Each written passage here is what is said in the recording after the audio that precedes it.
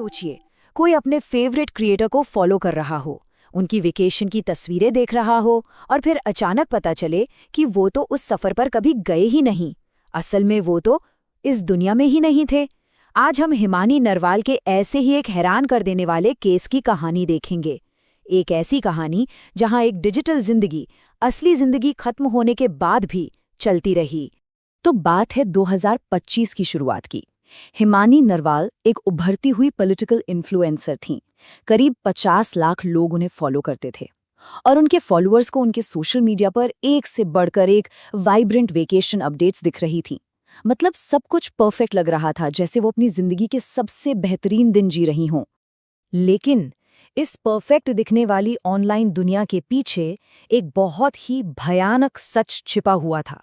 देखिए, एक तरफ फरवरी 2025 में उनकी पोस्ट्स आ रही थी, लिविंग हर बेस्ट लाइफ, और दूसरी तरफ 1 मार्च 2025 की हकीकत, वो बिल्कुल बिल्कुल अलग थी, क्योंकि इसी दिन उनकी बॉडी मिली। तो हुआ ये कि 1 मार्च 2025 को हरियाणा के रोहतक में सांपला बस स्टैंड के पास एक राहगीर की नज़र एक लावारिस सूटकेस पर पड़ी। और ये कोई ऐसा वैसा सूटकेस नहीं था, ये एक महंगा लग्जरी ब्रांड का बैग था। अब सोचिए, इतना महंगा बैग सड़क के किनारे धूल में पड़ा हो, कितना अजीब लगा होगा। जब पुलिस ने उस सूटकेस को खोला तो अंदर का मंजर दिल दहला देने वाला था। हिमानी की बॉडी थी, उनका गला घोटा गया था। हैरानी की बात यह थी कि उनके शरीर पर स्ट्रगल के कोई खास निशान नहीं थे।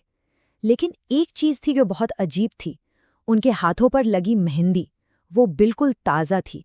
ऐसा लग रहा था मानो किसी जश्न की तैयारी अधूरी ही रह गई हो। और बस यहीं से ये पूरा मामला और भी ज्यादा उलझ गया। पुलिस, उनके लाखों फॉलोअर्स, सबके दिमाग में एक ही सवाल घूम रहा था। एक ऐसा सवाल जिसका कोई जवाब नहीं मिल रहा था कि अगर हिमानी की मौत हो चुकी थी तो फिर वो 2 हफ्तों से सोशल मीडिया पर पोस्ट कैसे कर रही थी। और इस गुत्थी को फोरेंसिक एक्सपर्ट्स ने और भी गहरा कर दिया। उन्होंने कंफर्म किया कि हिमानी की मौत की असली तारीख 27 फरवरी के आसपास की थी, लेकिन उनके सोशल मीडिया अकाउंट्स 1 मार्च तक लगातार एक्टिव थे। मतलब मौत हो जाने के बाद भी उनकी डिजिटल परछाई जिंदा थी। अब पुलिस के लिए ये एक बिल्कुल अलग तरह का केस बन गया। ये एक high stakes digital man Hunt था। गुरुग्राम और रोहतक पुलिस की एक जॉइंट टीम बनाई गई।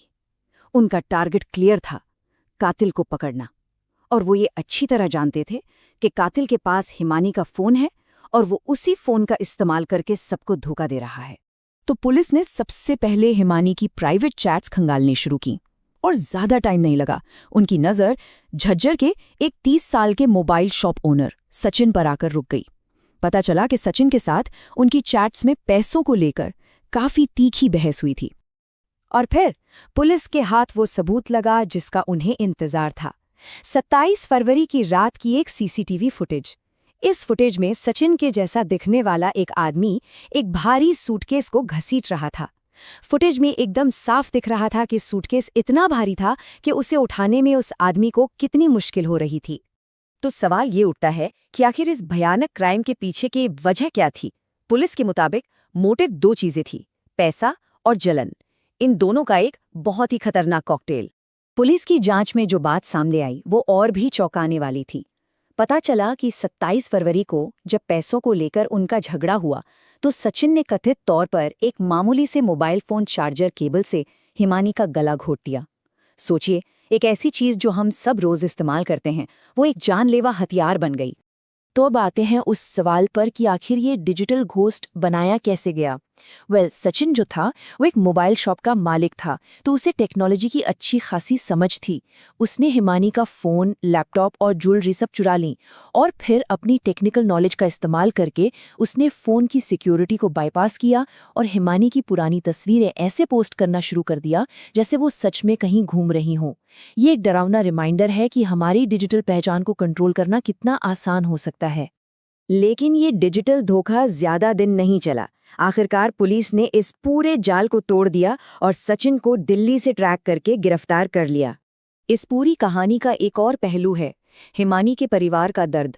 उनकी माँ सविता ने अपनी बेटी के लिए इंसाफ की एक पब्लिक लड़ाई लड़ी।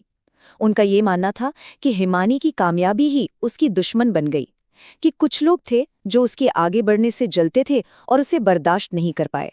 तो देखिए, हिमानी नरवाल का ये केस सिर्फ एक क्राइम स्टोरी नहीं है, ये हमारे आज के डिजिटल दौर की एक डरावनी सच्चाई को सामने लाता है और अपने पीछे एक बहुत बड़ा सवाल छोड़ जाता है।